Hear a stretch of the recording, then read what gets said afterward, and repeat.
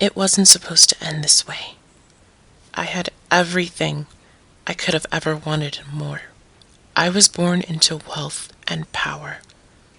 My father was a planetary governor for Emperor's sake. And yet, I am nothing but a slave now. To think, he sold his one and only daughter to keep his position.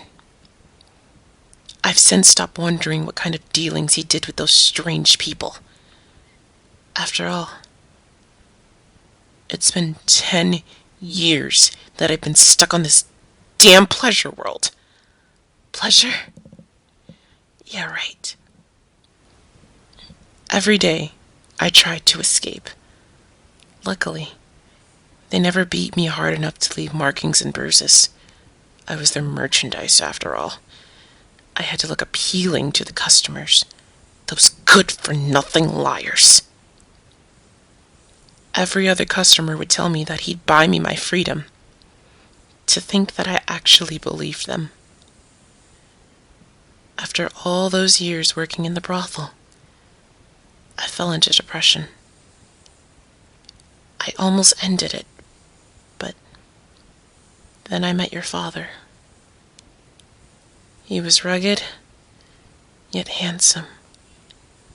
A war hero who had single-handedly slain an ancient Xenos.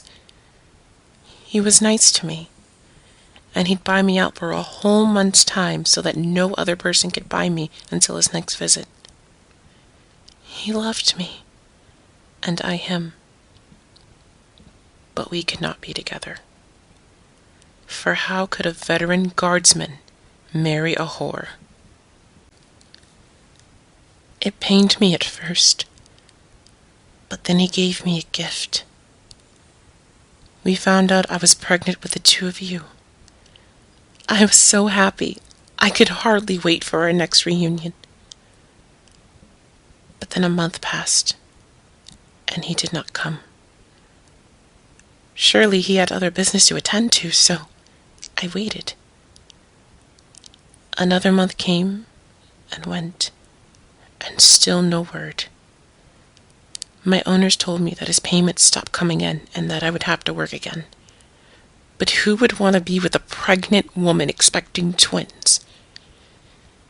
There are too many sickos in this world, for I had more customers than before. But that doesn't matter. I'll soon be able to see you and your sister. Boom. The entire world felt like it was shaking. Boom. Boom. 2 more explosions rocked the building, shattering it apart. I turned to my customer to ask him for help. I was frozen in shock as his head had been smashed open by a large chunk of the ceiling above us. I clutched my stomach, and all I could think about was to get to safety. I made my way down the stairs of the crumbling brothel as screams drowned out my thoughts. Finally, I made it outside, only to see a world burning before me. The sky was orange as black clouds blotted out the sun. Smoke and fire swallowed the once peaceful and serene landscape. I saw a blur out of the corner of my eye. I turned to look, but a brick came flying at me. When I came to, I was in a room with 4 other girls. 2 of the customers had knives brandished at us and began telling us to strip down. Amy, the youngest of us, tried to run away. She didn't even get past the door. Her screams pierced my ears as their knives repeatedly entered her body. The worst part was that they didn't even stop once she was dead. They began to desecrate her body, but not before they cut her face off and threw it at us. This went on for what felt like a lifetime. Should I try and escape while they were focused on her? No, I shouldn't. I can't risk putting my children in danger.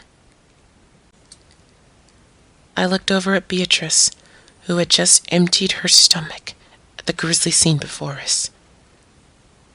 And that's when I felt it. Footsteps. But these sounded so heavy. The pool of blood shook with every step until a metal giant stood at the doorway. Its silver hand reached over at one of the men and instantly popped his head like a grape.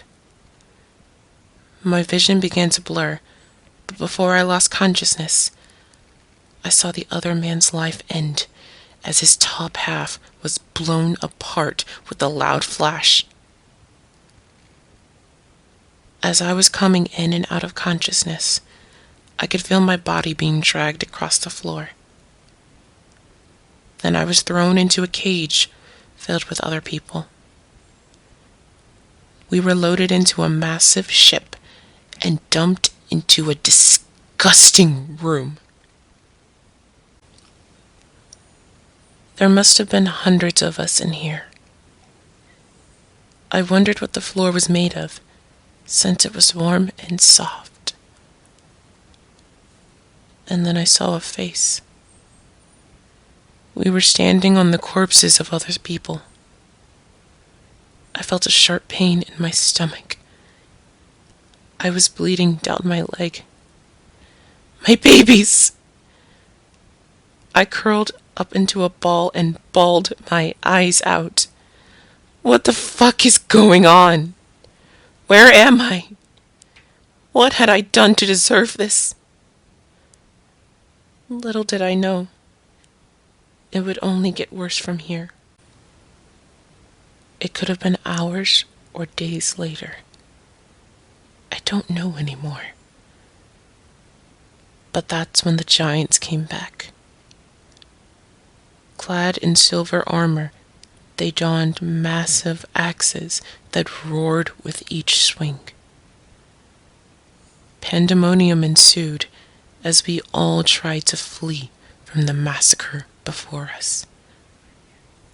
Limbs, viscera, and waves of blood washed over us. I was lucky I wasn't trampled to death, or worse. Those of us who survived this culling were chained up in metal cages. It seemed that the men had only been targeted in the previous attack, for only women remained in these cages. This time, robed figures approached us. They stripped us down and began injecting us with vials upon vials of multicolored fluids. Over the next few hours, we experienced excruciating pain. My insides felt like they were on fire. Some of the women started convulsing or vomiting out their insides. I wish I could have died there, saved you from this suffering anymore. When the robed men came back, they took the few of us that were still alive into some facility. We were taken 2 by 2 into separate rooms. I don't even know why I'm still talking to you. They took you away. They ripped you out of me. They took my babies. The shock was too much. I barely felt the stitching of the other woman onto me. I didn't even care anymore. Our insides were fused together. She and I became one. But without you, I was empty inside. But that's when I saw him. Your soon-to-be big brother. He was already old enough to be 12. Maybe 13. But when he was placed inside of me, of us, we were family. I could feel him growing, getting stronger. The robed men appeared more often and would chant hymns to their gods. It soothed him. I was sure of it. And then he was ready. The stitching tore as he tried to come out. It was unbearable, the pain, but I had to stay conscious. I had to see my boy. There was so much blood, and I felt my other half's life extinguishing. He rose and stood right in front of me. How beautiful he was.